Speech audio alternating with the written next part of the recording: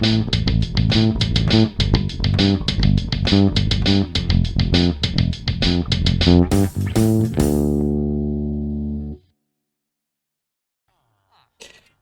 and welcome to something a little bit different. Yeah, I'm not gonna do one of these where you be first person and you crouch and you smack people when you're doing stuff. Yeah, that's not the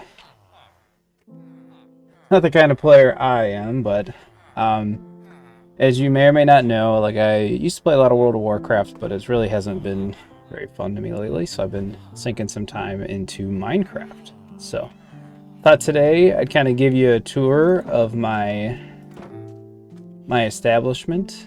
You can kind of see off to the side there's a McDonald's restaurant. I'm not going to go into the restaurants today. There's quite a few restaurants, including my house.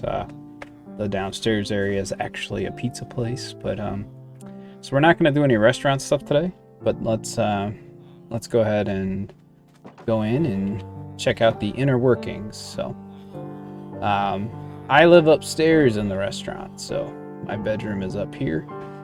It's pretty newly established, so not a lot in here. Just a nice open area. I got my nice bed here with my chests. Got my music.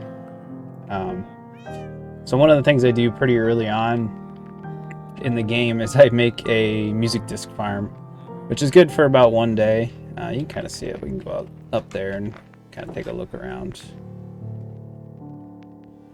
So that is my music disc farm. There's the AFK spot up there, complete with another portal, which actually takes you to the top of the nether. But yeah, so this I've modified it a little bit to where it doesn't do music discs. It drops it'll drop gunpowder. It's a pretty terrible gunpowder farm, but when you got like many copies of every disc, then a music disc farm is less important. On the beach here, so that's my daughter's house over there. So she actually took some time and designed it. That's my son's house. It's just a big pile of mess. So gotta see the difference there, boys and girls.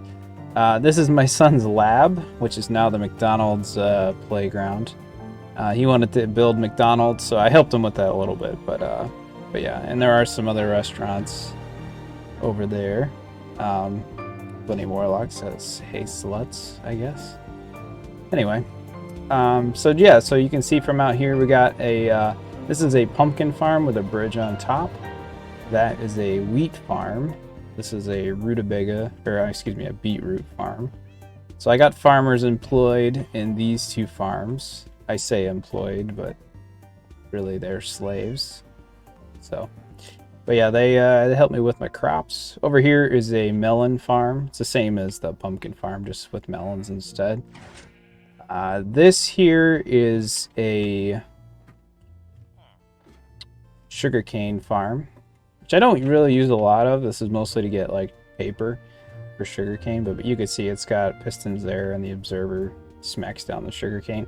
I didn't invent any of this stuff. I just followed guides online. So we can see from up here, I got a little fisherman's hut there. That doesn't really do anything. There's just a guy in there that's a fisherman. This is my cow farm, I guess slaughterhouse. We can actually go cook some cows here. Basically, you feed the cows up top, and then the cows fall in here. And you push the button, and then it kills the cows and cooks them. And then you get meat and leather in the chest. And we just push a little button, brings the cows up to feed, and you just kind of spam them with wheat. So basically you got 20 cows in this square right here, and then on either side in the area down there fits 20 cows. So when you're cooking the cows, you're cooking 40 cows at a time. Send those guys back down. Yep, so this is the fisherman's hut I was talking about. Billy Big Mouth Bass. He's of course asleep. He sells cod. I don't know. He was a zombie villager that I rescued. Same with this guy here. This is my steakhouse. This is Jimbo Slice. He's the manager. Steakhouse. You can sell him raw beef and buy cooked pork chops, I think. So this is my wool farm. So I've got one of every color. I actually have most of them turned off right now. It's probably the easiest, most effective farm that I've ever built. But yeah, there's just a few colors that I don't have like a whole bunch of already. So but the rest of them I just have disabled. And then one of my newest things that I grew a birch tree accidentally, and it had a bee's nest on it. So decided to start a bee farm. So this side here does honeycomb, and then this side here does honey. The only problem with the honey is that the way this is set up, it actually spits out a lot of empty bottles because it just reads whether a bee comes in or out. So every time a bee enters or leaves the nest, it'll dispense a bottle. Whether it collects honey or not, you know, that's up to the game. So we do get a lot of empty bottles. Yep, over there is some of my restaurants. Like I said, we're not doing restaurants today, but we will go down into the Emporium and we can kind of see the inner workings. I don't really have any collection other than the meat for that stuff up top, so that is all done in the Emporium. We've got great deals. So when you first walk in, there's my storage around here. So got everything pretty labeled. And here is some of my farmers where you can sell goods. I have some materials here already that you can just grab and sell to these guys for emeralds. Got my enchanters. So we got 2 up here. And then we've got a whole row along here. And a whole row back here. Basically have every enchant that you would want for all your gear and stuff. So and then I just decided to do, they were breeding out of control, so I made a bunch of, basically at least one of every profession, which is kind of nice. I actually buy a lot of glass blocks from the from these guys. Yeah, so these I gave all these guys names and signs and stuff like that, and then wrote in the book, you know, what they've got. So some of it's more interesting than others. Anyway, and then down here we actually have more farmers. I actually had to lock these guys up. They just kept like breeding out of control. So I gave once again, that zombie sounds really close. Must be outside. Yeah, they have the beach. Living on the beach is pretty treacherous sometimes, but and then there's just 2 guys that wander around now. So, and I locked them back here. So these are my villagers, and then this is one way to get down into my auto farm area. So this is potatoes, and then down there is carrots, and then underneath here for some reason I have more beetroot. Basically just, it's the same design. This farmer farms this stuff, tries to give this villager stuff, and all the stuff drops in these chests down here, so you end up getting a lot of stuff. I played a bunch today and didn't really work the farm, so got a lot of stuff. But you can see I'm pretty well stocked on pretty much everything, so hard to say that it's still worthwhile. But yeah, I've got every vegetable that I could want. Here's where I collect the pumpkins, so the pumpkin farm kind of spits them out here. I've been using those a lot today. I had to buy a lot of glass blocks, so I was farming a lot of emeralds. But yeah, so collection for those 2 auto farms for there is down here as well. And there's a random guy. This is my melon farm. Over here is my sugarcane collection. And then over here is where we collect the honey and the honeycomb. Get a lot of empty bottles. So basically I just have to recycle the empty bottles back in. I actually did it recently, so there's not that many right now. Here is the wool. So the wool, it goes like crazy. So each of these chests is full of basically every color.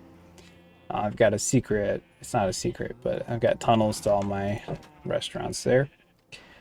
And then over here, the guys built like a big iron farm, but I wanted to build a little one because I had so many villagers. So this is my little mini iron farm. So zombie there. Does a pretty good job. I mean, I have more iron than I could ever use, so works out pretty well. We'll kind of go out the way that I usually go in to the farm.